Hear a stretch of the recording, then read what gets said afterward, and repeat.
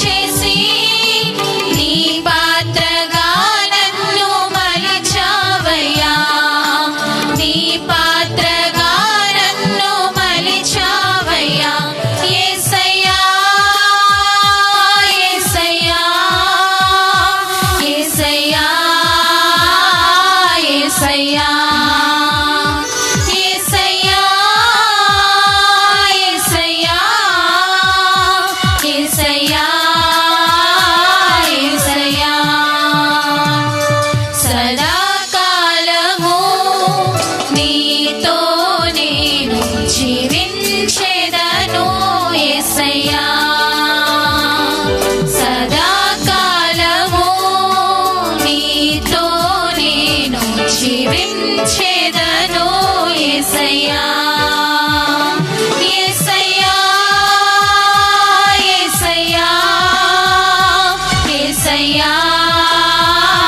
యేసయ్యా.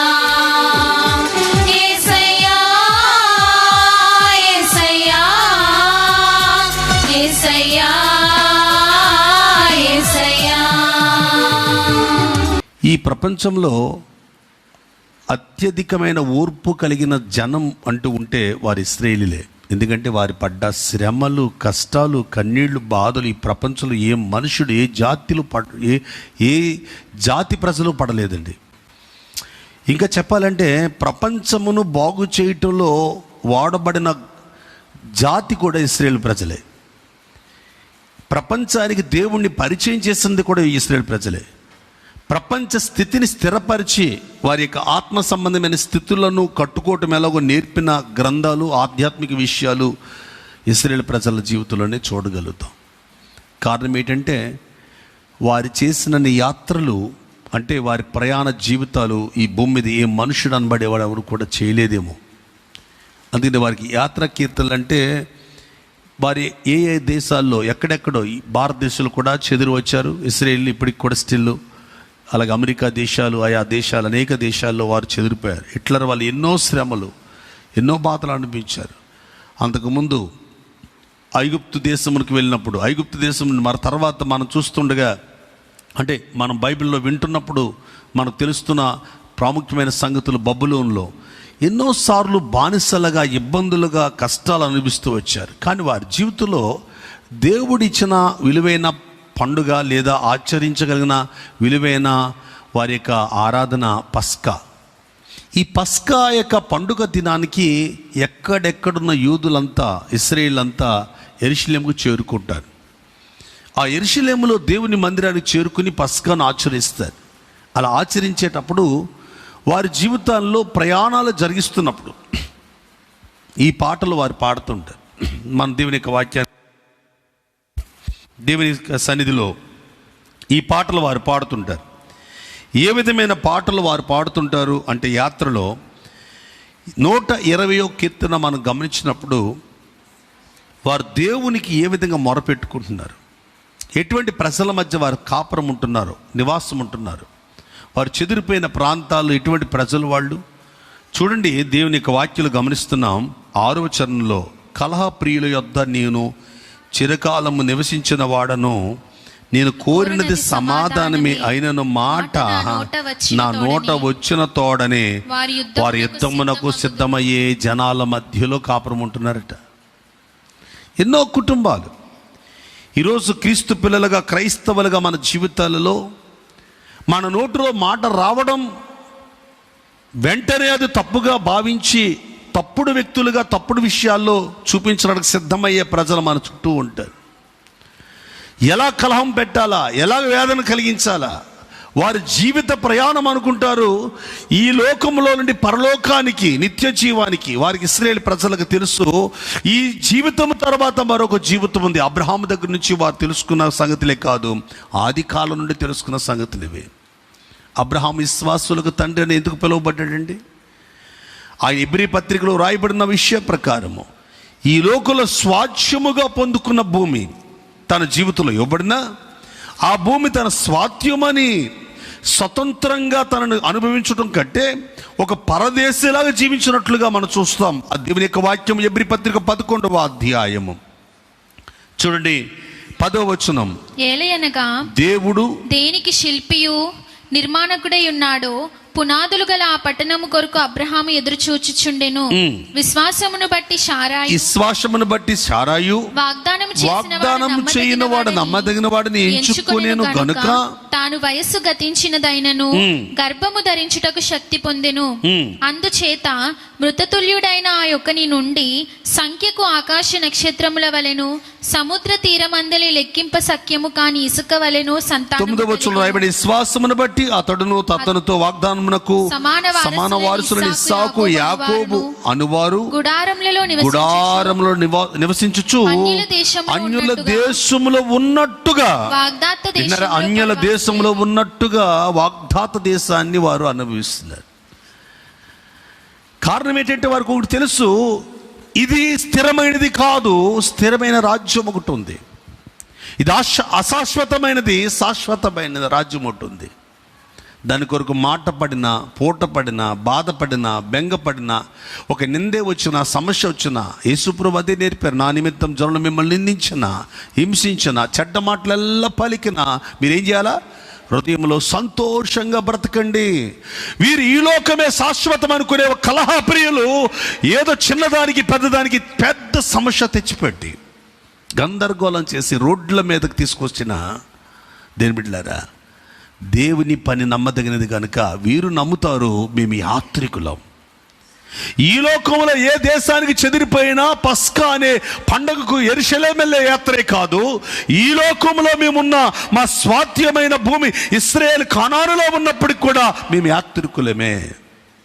ఇది శాశ్వతమైనది కాదు అని నమ్మి వారి జీవిత ప్రయాణంలో కలహ సంబంధమైన మనుషులను కూడా ప్రభు యొక్క సన్నిధిలో ప్రార్థన ద్వారా గెలిచే అనుభవం 120లో చూస్తున్నాం. రెండవదిగా 121 కీర్తనలో మాకు సహాయము నీవే చేయగలవు, మా రాక పోకల యందు నీవు తోడుగా ఉండగలవు, పగలైనా రాత్రి అయినా ఏ సమయమైనా కునుకక నిద్రపోక కాపాడగల దేవుడవు మీరు అని ఆయనను అంతగా విశ్వసిస్తున్నారు. మీ మొర్ర పెట్టేవాడు ఎవరంటే ఆయన కురికేవాడు కాదు, నిద్రపోయేవాడు కాదు. మేము చప్పట్లు కొట్టి లేపక్కర్లేదు, ఆయన్ని పాటలు పాడి లేపక్కర్లేదు. మేము మమ్మల్ని ఎప్పుడు కనిపెట్టుకుని ఉంటాడు ఆయన, మమ్మల్ని నిలబెట్టగలిగిన వాడు. ఆయన సహాయం వల్ల బ్రతుకుతున్నాం, ఆయన సహాయం వల్ల ఎదుగుతున్నాం. ఇంత కలహ సంబంధమైన మనుషుల మధ్యలో మా నోట మాట రాకముందే కలహానికి సిద్ధపడే ఈ యొక్క భయంకరమైన అమ్మోనీయులు, మోయాబీలు, ఏమండి ఫిలిస్తీయులు, రకరకాల ప్రజలంతా ఇశ్రాయేలుకి శత్రువు సైన్యం ఎక్కువ. ఎప్పుడు ముట్టడి చేద్దామా, ఎప్పుడు పగబడదామా, ఎప్పుడు హతమార్చుదామా, అటువంటి పరిస్థితుల మధ్యలో తమ దేవుడు ఎవరో ఎరిగిన వారై, తమ దేవుడు నిద్రపోయేవాడు కాదు, తమ దేవుడు ఇడిచిపెట్టేవాడు కాదు అని గుర్తించిన అనుభవం కలిగిన కీర్తన యాత్రా కీర్తనలు అండి ఇవి. మేము యాత్రికులం. ఇశ్రాయేలు ప్రజలు వారు ఉన్న ప్రాంతం నుండి పస్కా పండుగ నిమిత్తం వెళ్తున్నప్పుడు వారి జీవితంలో దేని బిడ్డారు దేవుని మందిరం మీద చూస్తారు. వారి దృష్టి అంతా దేవుని మందిరం మీద. ఇక్కడ కలహాలు పెట్టేవాళ్ళ, ఇబ్బంది పెట్టేవాళ్ళ, బాధ పెట్టేవాళ్ళ, సమస్యలు తెచ్చిపెట్టేవాళ్ళ ఇవన్నీ చూడరు. మాకు కనపడుతుంది దేవుని మందిరం. యెహోవా మందిరానికి వెళ్ళటమే మా జీవితంలో మా గోల్, మా గమ్యం. అది పస్తు ఉండొచ్చు, ఇబ్బంది ఉండొచ్చు. ఆ యాత్రలు చేస్తున్నప్పుడు వారితో ప్రయాణం చేసేవాళ్ళు కొంతమంది చనిపోయి ఉండొచ్చు. తండ్రి చనిపోతే అక్కడే పాతిపెట్టి, తల్లి చనిపోతే అక్కడే పాతిపెట్టి, బిడ్డ చనిపోతే అక్కడే పాతిపెట్టి, భార్య చనిపోతే అక్కడే పాతిపెట్టి, అంటే ఎక్కడ చనిపోతే అక్కడే పాతిపెట్టి మళ్ళీ ఆ బాడీని ఇశ్రాయేలు దేశం దాకా తీసుకెళ్ళలేదు, అక్కడే పాతిపెట్టి అక్కడతో అక్కడ కార్యక్రమాన్ని చూచుకుని వెళ్ళిపోతున్నారు ప్రయాణం. ఈ కోవిడ్-19లో చూడండి, తల్లి జాడ పిల్లలకు, పిల్లల జాడ తల్లికి, భర్త జాడ భార్యకు, భార్య జాడ పిల్లలకు లేక మీద పడి ఏడవలేక కొన్ని దినాల క్రితం, కొన్ని నెలల క్రితం మనం చూస్తూ వచ్చాం. మే నెలలోనే కానీ విపరీతంగా ఏప్రిల్, మే, జూన్, జూలై, ఆగస్ట్, సెప్టెంబర్ చూస్తూ ఉన్నాం. కరోనా వైరస్ యొక్క పరిస్థితుల మధ్యలో పేషెంట్గా ఉంటే ఆ వ్యక్తిని ముట్టుకోవడానికి, ఆ బాడీని పట్టుకోవడానికి, ఆ బాడీ ఇవ్వడానికి కూడా గవర్నమెంట్ ఒకవేళ అంగీకరించిన పరిస్థితుల మధ్యలో ఎక్కడ దహనం చేశారో, ఎక్కడ పూడ్చిపెట్టారో అర్థం కాని పరిస్థితులు మనం చూచామే. అటువంటి యాత్రా జీవితం ఈ ఇశ్రాయేలు పిల్లల జీవితంలో ముందుగానే తెలుసు.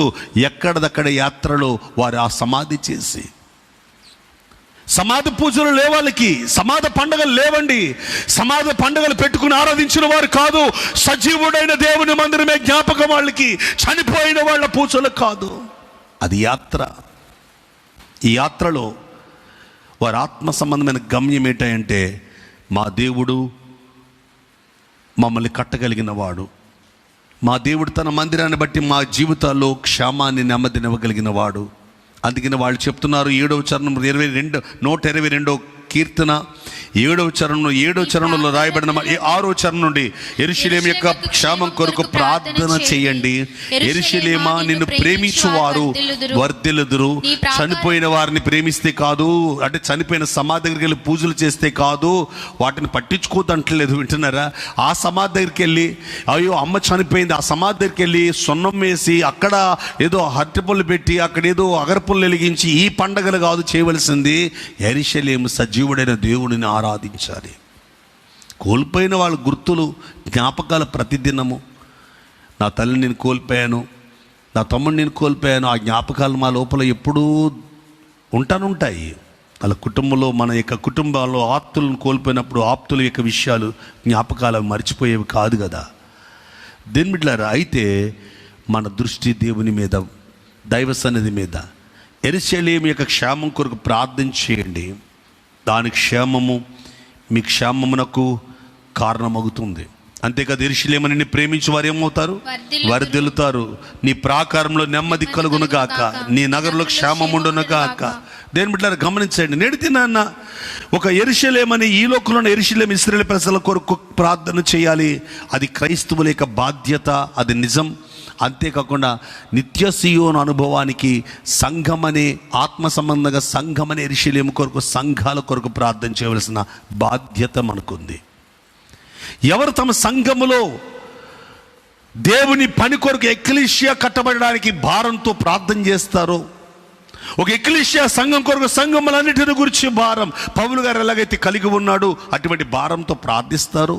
ప్రార్థించే ప్రతి బిడ్డ జీవితము, ఈ యాత్రా జీవితంలో నెమ్మది కలుగుద్ది. ఈరోజు మనకు నెమ్మది లేదు అంటే, యెరూషలేము కొరకు ప్రార్థించండి అంటే కేవలం ఏ యెరూషలేము కొరకే కాదు, మన మనుషులందరి కొరకు ప్రార్థనలు చేస్తే ప్రార్థనలు నెమ్మది ఉందని అపోస్తలుడైన పౌలు గారు తిమోతితో చెప్పిన మాటలు ఈ సందర్భంలో జ్ఞాపకం చేసుకోవచ్చు కదా. 2వ అధ్యాయము, తిమోతికి రాసిన మొదటి ఉత్తరం 2వ అధ్యాయము, మనము సంపూర్ణ భక్తియు మాన్యత కలిగి నెమ్మదిగా సుఖముగా బ్రతుకు నిమిత్తము అన్నిటికంటే ముఖ్యంగా మనుషులందరి కొరకు, రాజుల కొరకు, అధికారుల కొరకు విజ్ఞాపనలు, ప్రార్థనలు, యాచనలు, కృతజ్ఞతాస్తుతులు చెల్లించవలనని హెచ్చరిస్తున్నాను అంటున్నాడు. అంటే అర్థం ఏంటంటే, దీని బిడ్డరా, ఇది ఖండితంగా ఆజ్ఞాపిస్తున్నాను. నెమ్మదిగా బ్రతకాలనుకుంటే దానికి ఒకటే ఒక మార్గం, దేవుని పిల్లలమైన మనము ప్రార్థన చేయటం. ఎటువంటి ప్రార్థన? యెరూషలేము క్షేమం, మనుషులందరి క్షేమం, ఆత్మల సంపాదన కొరకు క్షేమం, నూతన యెరూషలేము చేర్చే వరకు ఈ లోక సంబంధమైన ప్రతి సంఘముకు యెరూషలేముగా చూచి వాటి కొరకు ప్రార్థించే అనుభవం ఈ యాత్రా జీవితంలో ఉండాలి. అనేక ప్రయాణ సంబంధమైన అడుగులు వేసిన ఇశ్రాయేలు జీవితాలు ఈ పాటల ద్వారా అండి, వారిలో వారు ఊరడించబడి, ఆదరించబడి, నెమ్మది పొంది వారి జీవితాలు కట్టుకున్నట్లుగా మనం చాలా స్పష్టంగా చూడగలుగుతాం. దేవుని బిడ్డలారా, కారణం ఏంటంటే, వారికి రాసిన విషయాల్లో 123వ కీర్తన చూసినట్లయితే, ఆకాశమందు ఆసీనుడైన వాడా, నీ తట్టే నా కన్నులు ఎత్తుచున్నా, మా చూపులన్నీ నీ వైపు ఉన్నాయి. నష్టం కలిగించే వాళ్ళ చుట్టూ ఉన్నా, ఇబ్బంది కలిగించే వాళ్ళు చుట్టూ ఉన్నా, సమస్యలు పెట్టేవాళ్ళు చాలామంది మా చుట్టూ ఉన్నా, మా కన్నులు నీ వైపు. సమస్య తెచ్చిపెట్టే వాళ్ళు ఉంటారండి ఎక్కడికక్కడ, ఏ ఊరికి ఆ ఊరే. ఏ సమస్య లేని సంఘాలు లేవు, సమస్య లేని కుటుంబాలు లేవు, సమస్య లేని మానవుడు లేడు. కానీ సమస్యను చూచి కాదు, సమస్యను పరిష్కరించే దేవుడిని చూచి బ్రతికే వారు ఇశ్రాయేలు పిల్లలు. ఈరోజు రాత్రి మన జీవితంలో కూడా అటువంటి వాళ్ళమై ఉంటే, ఆయన తప్పక మనల్ని కనికరించేవాడే, రక్షించేవాడే ఉన్నాడు. అందుకని బైబిల్ గ్రంథంలో ఆ కీర్తనలో రాయబడిన మాటలు 124 కీర్తనకు వచ్చినప్పుడు అంటారు, మనుషులు మన మీదకి లేచినప్పుడు యెహోవా మనకు తోడై ఉండని ఎడల. మనం ఆయన తట్టు చూచాము కనుక ఆయన మనకు తోడుగా దొరికాడు. మనుషులు మన మీదకి లేచి ప్రళయం సృష్టించినప్పుడు ఆయన మనకు తోడుగా లేకపోతే ఎప్పుడో మనల్ని వారు మింగివేసి ఉండేవాళ్ళు. ఎప్పుడో వారు మనల్ని ప్రాణంతోనే వాళ్ళు ఆమ్మని మింగేసేవాళ్ళట. అటువంటి మింగేసే ప్రజల మధ్యలో ఉండి ఉరి తెంపబడి సమస్య నుండి విడిపించబడి వచ్చామంటే కేవలం మా జీవితంలో, ఈ యాత్రా ప్రయాణంలో మా దృష్టి మా ప్రభువు మీద ఉంది. Praise the lord. అంతేకాదు 125 కీర్తనకు వచ్చినప్పుడు, యెహోవా యందు నమ్మకించు వారు కదలక నిత్యము సియోను కొండ నిలుచు, సియోను కొండవలే, కదలక నిత్యము నిలిచే సియోను కొండవలే వారు ఉంటారు. యెరూషలేము చుట్టూ పర్వతములు ఉన్నట్లుగా దేవుని కాపుదల తన ప్రజల చుట్టూ ఉంటుంది. ఈ యాత్రా కీర్తనలో నేను తెలుసుకోవాల్సిన సత్యం ఏంటంటే, దేని బిడ్డలారా, ఈ జీవిత ప్రయాణం ఉదయకాలం నుండి సాయంకాలానికి వచ్చాం. ఒక యాత్రిది ఎన్ని విషయాలు, అంతలోనే నవ్వుకున్నాం, అంతలోనే ఏడ్చుంటాం, అంతలోనే బాధపడి ఉంటాం, అంతలోనే మన జీవితంలో గొప్పగా అనుకుని ఉంటాం, అంతలోనే పొగిడేవారు చూసుంటాం. ఈరోజు ఒక్కరోజు చూడండి, ఈ ఒక్క రోజులో ఎన్ని మజిలీలు, ఎన్ని విషయాలు జరిగిపోయి ఉంటాయి. నవ్వాము, ఏడ్చాము, బాధపడ్డాము, మరలా ఎంతో మందికి ధైర్యం చెప్పాము, నెమ్మదిగా ఉన్నట్టే ఉన్నాము, కలవరం వచ్చినట్టే ఉంది, చనిపోతున్నట్టున్నాము, బ్రతుకుతున్నట్టున్నాము, తిన్నట్టు ఉన్నాము, మరలా ఆకలేస్తాము. ఇలాంటి ఎన్నో పరిస్థితులు జరుగుతూ ఉన్నాయే. ఈ జరుగుతున్న పరిస్థితుల మధ్య మన జీవితంలో మన గమ్యం, మన స్థితి, మన ఆలోచన ఎరిగిన వాడు ప్రభువైన యేసు. ఆయన వైపు చూడగలిగినప్పుడు ఆయన కట్టేవాడై, కాపాడేవాడై, ఇచ్చేవాడై ఉంటాడని 127వ కీర్తన చెప్తుంది. యెహోవా ఇల్లు కట్టించకపోతే దాన్ని కట్టి వారి ప్రయాసము వ్యర్థమే. యెహోవా ఇల్లు కట్టకపోతే, యెహోవా కుటుంబాన్ని కట్టకపోతే, దేవుడే ఆ కుటుంబాన్ని ఆయన భద్రపరచకపోతే, దేవుడే ఆ స్థలాన్ని, ఆ యొక్క సన్నిధిని, ఆ చర్చిని ఆయన కాపాడకపోతే, మనం ఎంతమంది కాపాడుకోవాలన్నా అది కాపాడబడలేదు. కట్టేవాడు ఒక ఆయన ఉన్నాడు. యెహోవా పట్టణమును కాపాడని ఎడల ఆయన కాపాడేవాడు అయి ఉన్నాడు. ఆయన కాపాడకపోతే మన ప్రాణాలు ఎవడు కాపాడుతాడు? అందుకని బైబిల్ చెప్తుంది, ఆయన తన ప్రియులు నిద్రించుచుండగా ఆయన వారికి ఇచ్చుచున్నాడు. ఈ కీర్తనలో రాయబడిన విషయం ఏంటంటే, ఆయన కట్టేవాడు, ఆయన కాపాడేవాడు, ఆయన ఇచ్చేవాడు. ఈ యాత్రా జీవితంలో ఏది కావాలో ఏ సమయానికి ఇవ్వగల దేవుడు ఆయన. ఏ సమయంలో ఎటువంటి భద్రత ఇవ్వాలో ఆయన కాపాడగలిగిన వాడాయన. ఏ స్థితిలో మనల్ని కట్టాలో కట్టగలిగిన దేవుడు ఆయన. అటువంటి కట్టగలిగిన దేవుని యందు, యెహోవా యందు భయభక్తులు ఉంచగలిగితే ఆ 128వ కీర్తనలో కుటుంబమును ఎలా కడతాడో, ఎలా కాపాడుతాడో, ఎలా ఇస్తాడో, అది అక్కడ 7 విషయాలు. నీ అనే మాట, నీ అనే అక్షరం అంటే ఒక మనిషి జీవితంలో దేవుడు చేసే కార్యము ఇందులో రాయబడింది. ఎలాగంట, యెహోవా యందు భయభక్తులు కలిగి ఆయన త్రోవలందు నడుచు వారందరూ ధన్యులు, నిశ్చయముగా నీవు నీ చేతుల కష్టాజితం అనుభవించదవు. ఈ కుటుంబంలో ఈరోజు ఇటువంటి ఆశీర్వాదం ఉందా? మన కష్టాజితం మందుల పాలు, వడ్డీల పాలు, ఎవరిని మత్తు పాలు, లేదా రకరకాల ఒకళ్ళ దొంగల పాలు, వ్యర్థమైన విషయాల్లో అడుగు వండుకున్న యొక్క ఆహారము ఏదో రకరకాల పరిస్థితుల మధ్య పాలైపోతుందా? మనం ఆలోచన చేయండి. అటువంటి ఒకవేళ శపితమైన పరిస్థితి ఉంటే, దేవుడే మన కుటుంబానికి కాపరిగా ఉండి ఆయనకు భయపడి భయభక్తులు కలిగి ఉంటే మన చేతుల కష్టాజితం మనము అనుభవించగలుగుతాం. నీ చేతుల కష్టాజితం అనుభవించలేకపోతున్నావా? నీ కుటుంబంలో సహోదరి సహోదరులారా, దానికి కారణం యెహోవా యందు భయభక్తులు కలిగి నిలబడలేని స్థితి. ఈ యాత్రా జీవితంలో మన కుటుంబ వ్యవస్థను కట్టగలిగిన వాడైన, మన కుటుంబ వ్యవస్థకు ఆయన కాపుదలు ఇవ్వగలిగిన వాడైన, మన కుటుంబ వ్యవస్థ ఏదైనా మీ కుటుంబ వ్యవస్థను ఆయన మీ జీవితంలో ఇవ్వగలిగిన వాడైన, కట్టేవాడు, ఇవ్వగలిగేవాడు, కాపాడగలిగిన వాడు. చెప్తున్నాడు, నీ చేతుల కష్టాన్ని ఆయన నువ్వు అనుభవించేటట్టుగా దానిని కాపాడగలడు. అంతేకాదు, ఏమంటాడు ఆయన? ఇక వాక్యం చెప్తున్న మాటలు, నీ యొక్క లోగిట అంటే యోగ్యమైన గృహం, లోగిలి అంటే గృహం. ఇల్లు వద్దని దేవుడు చెప్పాడా? కొంతమంది అంటారు, ఎవడి క్రైస్తవ పిల్లలకి ఇల్లులు ఇవన్నీ అవసరం లేదని. లేదండి, దేవుని యొక్క వాక్యం ఏం చెప్తుంది తెలుసా దేని బిడ్డలారా? అపోస్తులలో వారికి ఎవరికి ఏది తక్కువ కాలేదని వాక్యం చెప్తుంది.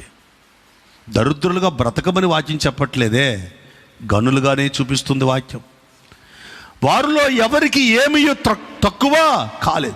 దేవుడిని యెహోవా బబులోనులో ఉంటున్న ఇశ్రాయేలు ప్రజలకు 29వ ఇర్మియా గ్రంథంలో గమనించండి, మీరు ఇళ్ళు కట్టుకోండి, తోటలు నాటండి, వాటి ఫలాలు అనిపించండి, మీరు పెళ్ళిళ్ళు చేసుకోండి, బిడ్డలను కనండి, వారికి పెళ్ళిళ్ళు చేయండి, మీరు అక్కడ ఏమీ తక్కువ లేకుండా బ్రతకండి అని బబులోనులో ఉన్న ఇశ్రాయేలుకి చెప్తా అన్నాడు. ఆ యొక్క పట్టణ క్షేమము మీ క్షేమమునకు కారణం కనుక ఆ పట్టణము కొరకు, ఆ ప్రాంతం కొరకు ప్రార్థించమన్నాడు. దేవుని యొక్క వాక్యం ఉన్న సత్యం. నీ లోగిట మూడో విషయానికి వస్తే, నీ భార్య అంటే వివాహ వ్యవస్థ. ఈరోజు ఎన్ని కుటుంబాల్లో వివాహాలు దేవుని చిత్తంలో జరుగుతున్నాయా? నేను బస్ స్టాండ్లో చూచానని ఒక అమ్మాయి అంటది, నేను ఎక్కడ రైల్వే స్టేషన్లో పాడేసుకున్నాను మనసు అంటాడు ఒక కుర్రోడు. నేనేదో స్థితిలో పడిపోయాను అంటాడు. కానీ కుటుంబ వ్యవస్థలో దేవుని చిత్తానుసరమైన దాంపత్య జీవితం కట్టబడాలంటే యెహోవా యందు భయభక్తులతో ఆ వివాహ వ్యవస్థ కట్టబడాలి. అటువంటి స్థితిని కట్టగల సామర్థ్యత దేవునికి ఉంది. అంటే ఆయన కష్టాజితాన్ని కాపాడగలిగిన వాడు, అంతేకాదు నీ యొక్క లోగిట అంటే నీకు యోగ్యమైన గృహం ఇవ్వగలిగిన వాడు. అంతేకాదు నీ యొక్క భార్య అంటే నీ కుటుంబ వ్యవస్థను ఆయన కట్టగలిగిన వాడు. ఇక బైబిల్లో చూస్తే నీ భోజనపు బల్ల, డైనింగ్ టేబుల్, ఏ రోజు ఏం తినాలో. కొంతమంది అంటుంటారు, అయ్యా ఈరోజు నేను పెరుగు వేసుకుందాం, పచ్చడి వేసుకుందాం, లేకపోతే ఇది పలానాది వేసుకుందాం అంటే ఏమీ లేదయ్యా తినడానికి. మరి కొంతమంది అంటారు, అయ్యా అన్ని ఇంటి నుండి సమృద్ధి ఉన్నాయి కానీ నేను తినవలసింది లేదంటారు. నేను తిందామనుకున్నవి లేవయ్యా, ఇంటి నిండా సమృద్ధి ఉంది కానీ నేను తిందామనుకున్న తినాలనుకుంటున్నా ఆ టయానికి ఆ యాపిల్ లేదయ్యా, నేను తిందామనుకున్న ఆ టయానికి అరటిపండు లేదయ్యా. నేను ఆ రోజు ఆ బైబిల్ ఏం చెప్తుందంటే నీ డైనింగ్ టేబుల్ అంటే ఈ రోజు నువ్వు ఏమి తినాలో, ఏమి తీసుకోవాలో, ఏ ఆహారం తీసుకోవాలో అది నీకు సమృద్ధిగా ఉండడం, అది దేవుని సంకల్పం. Praise the lord. సో బైబిల్లో కాస్త ముందుకు రండి. నీ యొక్క పిల్లలు, నీ యొక్క భోజనం బల చుట్టూ నీ పిల్లలు, సంతానము ప్రభు ఇచ్చే గొప్ప ఆశీర్వాదకరమైన సన్నిధి, ఆయన ఇచ్చే బహుమానము.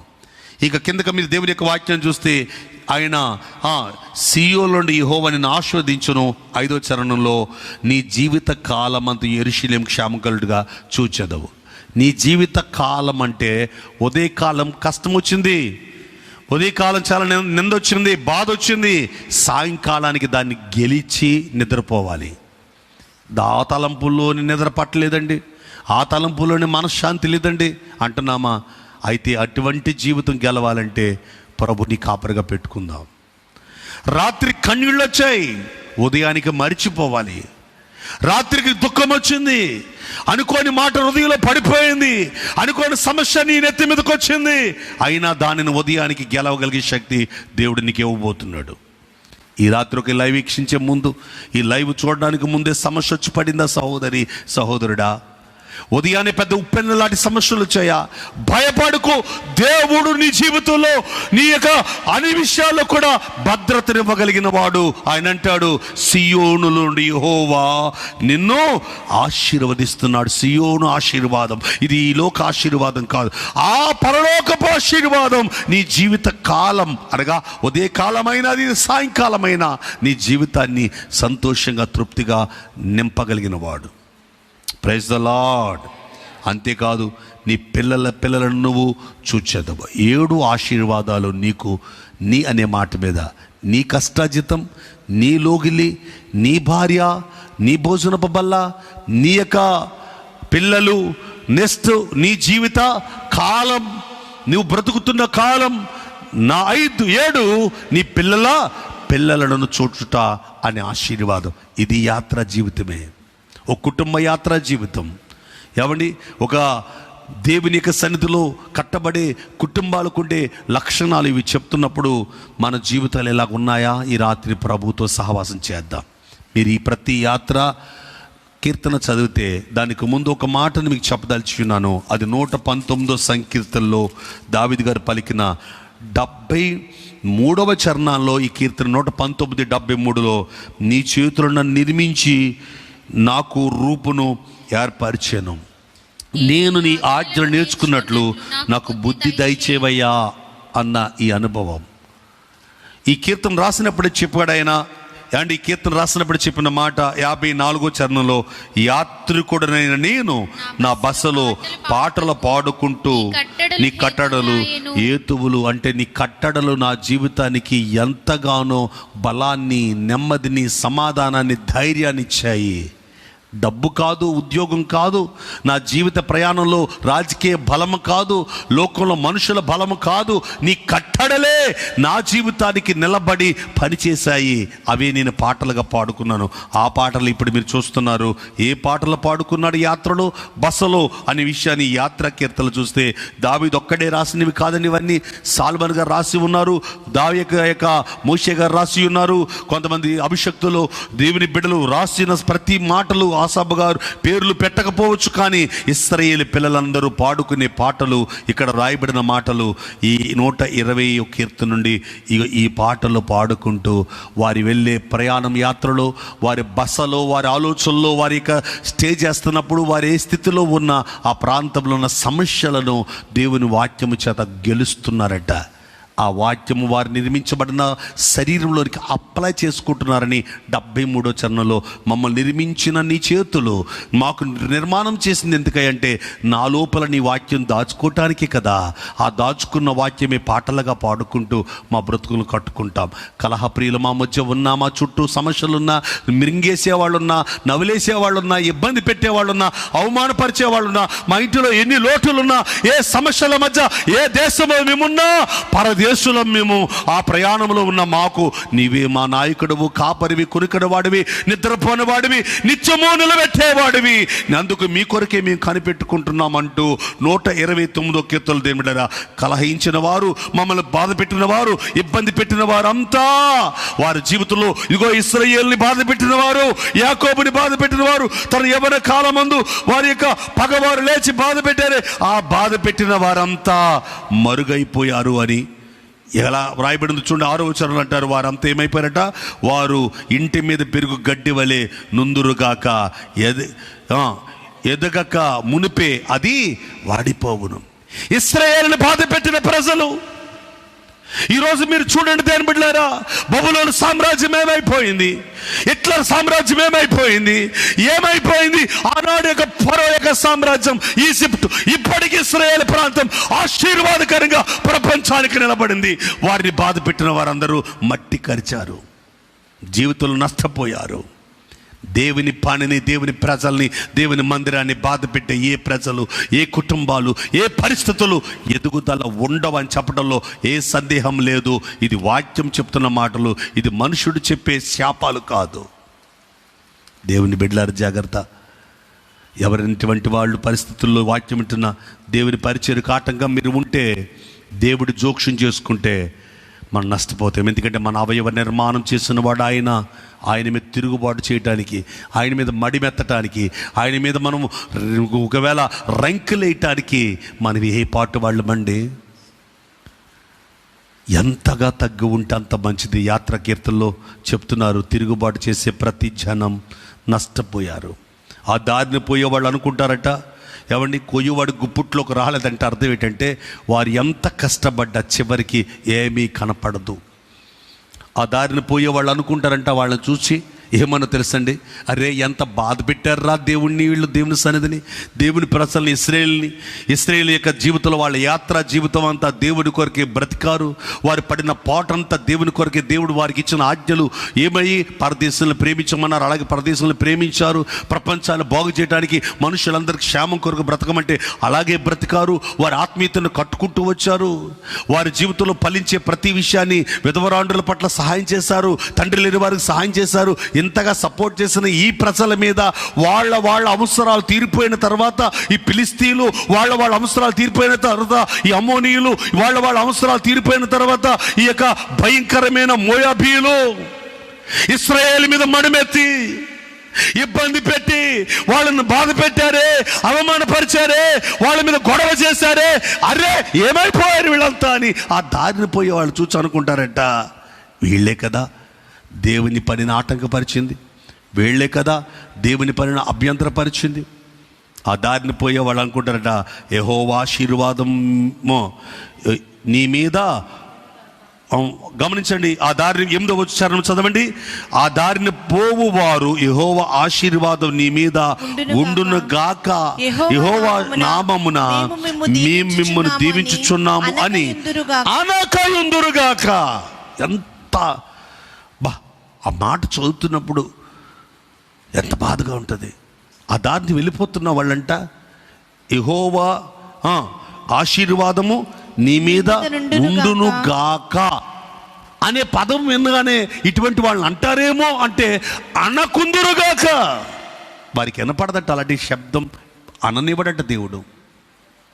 నువ్వు ఆశీర్వదిందామన్నా, నువ్వు బాగు చేద్దామన్నా, ఒక దైవజనుడుగా నువ్వు వెళ్ళి వాళ్ళను పట్టించుకున్నా, వాళ్ళను ఒకవేళ ఉద్ధరించుదామనుకున్నా, వాళ్ళ మీద ఉన్న దరిద్రం, వాళ్ళ మీద ఉన్న శాపం, వాళ్ళు పెట్టిన దేవునికి అవమానం, వాళ్ళ జీవితంలో ఏ ప్రవక్త లేచి ఆశీర్వదించనివాడట, ఏ సేవకుడు ఆశీర్వాదాన్ని వాళ్ళ మీద పెట్టనివాడట. కొంతమంది సంఘాలు మారిపోతుంటారు, పరిచర్లు మారిపోతుంటారు, కానీ ఎక్కడికి వెళ్ళినా ఆశీర్వదించబడరు. నన్ను అడుగుతాడు ఒక ఆయన, పలానా ఆయన మీ దగ్గర ఉండేవాడండి, పలానా చోట ఉండేవాడు, మీ దగ్గరికి వచ్చాడు, మళ్ళీ ఇంకో చోటకి వెళ్ళిపోయాడు. ఎక్కడికి వెళ్ళినా ఎంతకాలం చూసినా తలకు రంగేసాడు కానివ్వండి, జీవితంలో ఎదుగుదల లేదండి ఆయనకి. కారణం ఏంటంటే చర్చలు మారాడు తప్ప దేవుని పనిని ఆశీర్వాదకరంగా చేయలేకపోయాడు. తన స్వార్థానికి చేసి, తన యొక్క ఆలోచనకు చేసి, ఎక్కడ సంఘంలో నడిపించమంటే అక్కడ సంఘానికి ఇబ్బంది పెట్టి, అక్కడ ప్రజలను ఇబ్బంది పెట్టి, అక్కడ ఏమన్నా ఆడపిల్లలు ఇబ్బంది పెట్టి అవమానపరుస్తూ ఎలాగ ఆశీర్వదించబడతామండి? ఎలాగ ఆశీర్వదించబడతారు? ఈనాడు చూడండి దేని బిడ్డలారా, క్రైస్తవ పరిచర్య ధర్మాలు చూస్తుంటే ఎంత భయంకరంగా ఉన్నాయో. ఒక దైవజనుడు, ఒక ఆత్మీయుడు ఈ లోకంలో చక్కటి ఆరాధనలు చేసి వెళ్ళిపోయాడా, మరలా ఆయన పాటలు, ఆయన ఆరాధనలు, ఆయన చేసిన ఘనమైన స్తుతి ఆరాధన ఆ సంస్థలో ఆ సహవాసంలో వినపడుతుందంటే లేదు. వాళ్ళ క్రొత్త పాటలు తప్ప ఆ దైవజనుడు పాడిన పాటలు వినపడడం లేదు. కానీ బయట సంఘాల్లో వాళ్ళందరూ పాడుకుంటున్నారు, బయట సంఘాల వాళ్ళందరూ పాడుకుంటున్నారు ఆ దైవజనుడి గురించి. కారణం ఏంటంటే స్వార్థం. దేవుని పని నేనే కనపడాలి, నా పాటే వినపడాలి, నేనే నాయకుడిని కావాలి. పునాదులు వేసిన వాడిని మర్చిపోతే ఎలా? అందుకని బైబిల్ చెప్తుంది, శ్రమ పెట్టే ప్రతి బిడ్డ, దేవుని పని నాటకపరిచే ప్రతి బిడ్డ ఈ యాత్రలో దేవుని సన్నిధిలో గమనించండి. యవ్వన కాలం ముందు ఇశ్రాయేలు యొక్క జీవితం, ఇశ్రాయేలు కుటుంబం, ఇశ్రాయేలు యొక్క ఆలోచన ఎలా కట్టబడ్డాడో, ఎంత పరిశుద్ధంగా కట్టి, ఎంత ఆత్మీయంగా కట్టబడి, ఎంత నలిగిపోయాడో, ఎంత భయంకరమైన శ్రమలు ఓర్చుకున్నాడో ఇశ్రాయేల్ అనే యాకోబు యొక్క జీవితం. ఈరోజు ఆ కుటుంబాలన్నీ మరిచిపోకుండా తన పితరుడైన యాకోబుని ఇశ్రాయేల్ జ్ఞాపం చేసుకోవాలి. హల్లెలూయా. ఆయన మరిచిపోయి ఇశ్రాయేలు యొక్క శ్రమ కష్టాన్ని, ఆయన భారాన్ని, ఆయన దైవభక్తిని మరిచిపోయి ఇప్పుడు ఇశ్రాయేలీలు, మీ పేరుకి ఇశ్రాయేలీలమే కానీ వారి యొక్క ముత్తాతైన ఇశ్రాయేలు అని పేరు పెట్టబడిన ఆయనకున్న ప్రత్యేకమైన ప్రత్యక్షత, ఆయనకున్న ప్రత్యేకించబడిన జీవితం, పవిత్రమైన జీవితం, పరిశుద్ధమైన జీవితం, ఆత్మీయ జీవితం, ఆయనకున్న ప్రార్థన జీవితం కట్టుకోకపోతే పేరుకి ఇశ్రాయేలు పెట్టుకుంటే సుఖమేంటి? బ్యానర్ కావాలి కానీ ఆ బాధ్యతలు భరించిన వాని భక్తి వద్దంటే ఎలా? అది ఎవరైనా కావచ్చు. ఐపీసీ సంఘాన్ని స్థాపించిన ఏమండి దేవుని యొక్క దైవజనుడు అపోస్తలుడు ఎం సామ్యూయల్ గారి యొక్క జీవితంలో ఆయన పడిన ప్రార్థనా జీవితం, పూటపడిన జీవితం, ప్రయాసపడిన జీవితం, మాకు ఐపీసీ బ్యానర్ కావాలి, ఆ పూర్వీకుల యొక్క శ్రమ మాకొద్దు, ఆ భక్తి జీవితం ఆనవాళ్ళు మాకొద్దంటే ఎలా?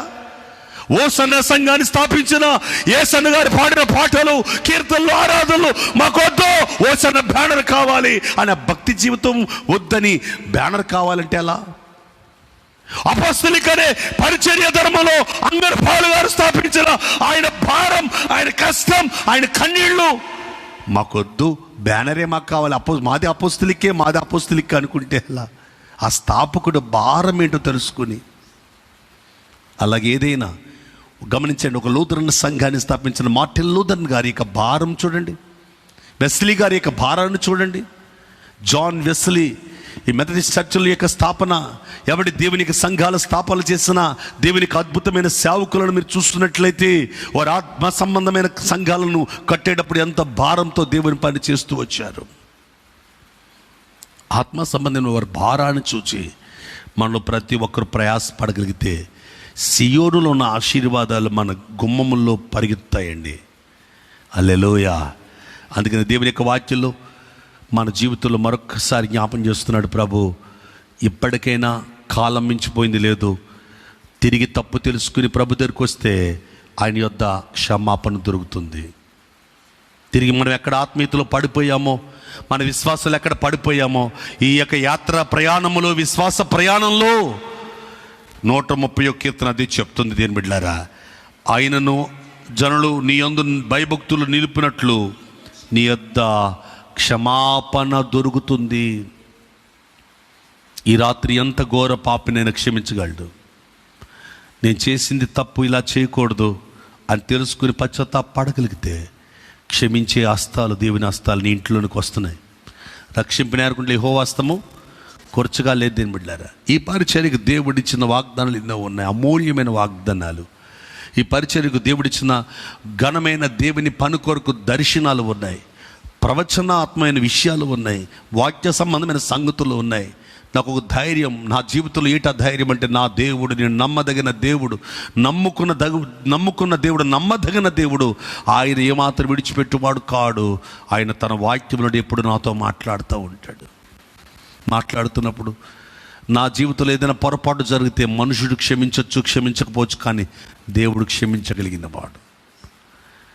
ఒక పాపపు జీవితంలో నా బ్రతుకుని ఇంత గొప్పగా వాడుకోవడానికి ఇష్టపడితే, మీలో అనేక మంది ఆత్మీయులు నాకంటే గొప్పవాళ్ళు ఉన్నారు లైవ్ వీక్షించేవాళ్ళు. మరి మీరు రాత్రి ప్రభు సన్నిధిలో మిమ్మల్ని మీరు ఆయనకు అప్పగించుకుంటే ఖచ్చితంగా మిమ్మల్ని కూడా ఘనంగా వాడుకోబోతున్నాడు. ఎక్కడ పాడిపోయాం తిరిగి కట్టబడితే అది చాలా మేలు. మూడవది ఏమంటాడు, రెండవది ఏమంటాడు ఆయన దగ్గర, ఇశ్రాయేలు యెహోవా మీద ఆశ పెట్టుకున్నాము, యెహోవా యొద్ద కృప దొరుకును. ఆయన దగ్గర ఏం దొరుకుతుంది? క్షమాపణ దొరుకుతుంది. రెండు, ఏం దొరుకుతుంది? కృప దొరుకుతుంది. మూడు, ఆ కింద రాయబడింది, సంపూర్ణమైన విమోచన దొరుకును. నేను ముగిస్తున్నాను. ఈ యాత్రలో, వారి ప్రయాణంలో తమ ఆరాధించే దేవుని దగ్గర దొరికే శ్రేష్టమైన క్షమాపణ. ఒక వ్యక్తి క్షమించబడితే, ఆ క్షమించబడిన వ్యక్తి జీవితంలో అక్షయమైన శరీరం ధరించుకుని అక్షయమైన ఆ రాజ్యంలోకి వెళ్ళటానికి వారసుడవుతాడు. పాపములు తన మీదే ఉంటే, క్షయమైన వాటిని ప్రేమించి ఇందులోనే చచ్చిపోతే నిత్య నరకానికి వెళ్ళిపోతాడు. క్షమాపణ లేకుండా నిత్య జీవాల్లోకి వెళ్ళలేడు. రెండవదిగా, కృప ఉంటేనే ఏదైనా ఈ జీవితంలో మనము దేవుని కృప వల్ల మాత్రమే గెలవగలము. నేను ఏది గెలిచినా కృపను బట్టి గెలుస్తున్నాను అంటున్నాడు పౌలు. నేను ఏమై ఉన్నాను ఇప్పుడు, అది కేవలం కృప అయి ఉన్నాను. నేను చాలా బలహీనంగా ఉంటున్నాను, కానీ అప్పుడే బలం వస్తుంది నాకు. నేను చాలా బెంగతో ఉంటున్నాను, అప్పుడే మళ్ళీ ఆనందం వచ్చేస్తుంది నాకు. చాలాసార్లు తొందరగా పడిపోతున్నాను, కలవరపడిపోతున్నాను, వెంటనే నేను మరలా నా జీవితంలో శక్తివంతంగా నిలబడిపోతున్నాను. కారణం ఏంటంటే, నా లోపల ఉన్న కృప నన్ను దినదినము బలపరుస్తుంది, ధైర్యపరుస్తుంది. ఇది మీ జీవితంలో పొందుకోవాలనుకుంటే ఆయన యొద్ద కనిపెట్టండి. ఇక మూడవది గమనించండి, సంపూర్ణమైన విమోచన అనగా ఈ లోక జీవితంలో పాప బంధకాల నుండి, శాప బంధకాల నుండి, శపితమైన జీవితాల నుండి విడుదల పొంది నిత్యత్వానికి వెళ్ళటానికి. నా తల్లి ఆత్మీయ జీవిత ప్రయాణాల్లో నేను చూశాను, దేని బిడ్డలారా, అంత పరిపూర్ణత ప్రారంభ దినాల్లో లేవు. ఏ దైవజనుడైనా అంత పరిపూర్ణత ఉండదు. కానీ వారి యాత్ర జీవితం ముగించుకొని, ఈ లోక యాత్ర ముగించుకునేటప్పటికీ వారిని ఒక పరిపూర్ణంగా చేసి పెడతాడు దేవుడు. మొన్నటి దినాన్న నా తల్లి గురించి చెప్తున్నప్పుడు సామెతలు 31వ అధ్యాయంలో ఒక తల్లికి ఉండే లక్షణం, ఒక స్త్రీకి ఉండే దైవికమైన లక్షణాలు ఆ 10వ వచనం నుండి వ్రాయబడిన సంగతులు చెప్తున్నప్పుడు నా తల్లిగారులు అవన్నీ కనపడుతున్నాయి అన్నప్పుడు నిజమే, ఆయన సంపూర్ణం చేసుకుని నా తల్లిని తీసుకువెళ్ళాడు. ప్రారంభ దినాల్లో మీరైనా నేనైనా ఎవరమైనా సంపూర్ణులు కాలేమండి. ఏవో ఒక లోపాలు మనకు ఉంటాయి.